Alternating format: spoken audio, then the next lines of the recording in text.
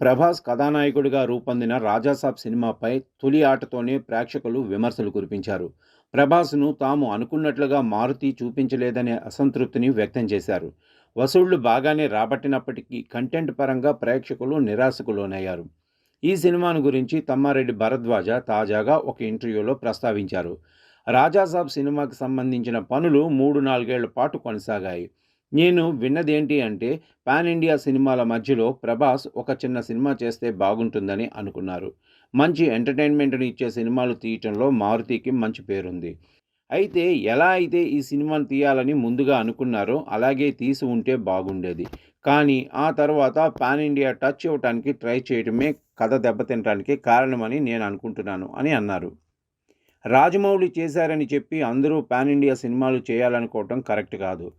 రాజమౌళి రెమ్యునరేషన్స్‌పై కంటే కథపై పెట్టే ఖర్చు ఎక్కువగా ఉంటుంది. మిగతా వాళ్ళు 80% రెమ్యునరేషన్స్‌పై పెట్టి కథపై 20% మాత్రమే ఖర్చు చేస్తున్నారు. ఇక్కడే అంతా దెబ్బతింటున్నారనేది నా అభిప్రాయం. మన కల్చర్‌ని చూపిస్తూ మనం తీసుకున్న సినిమాలే బాగా ఆడుతున్నాయి. అందరి కోసం అనుకుని తీసిన సినిమాలు సరిగ్గా ఆడటం లేదు. ఇతర భాషల్లోనూ ఈ విషయం మనకి స్పష్టంగా కనిపిస్తుంది అని అన్నారు.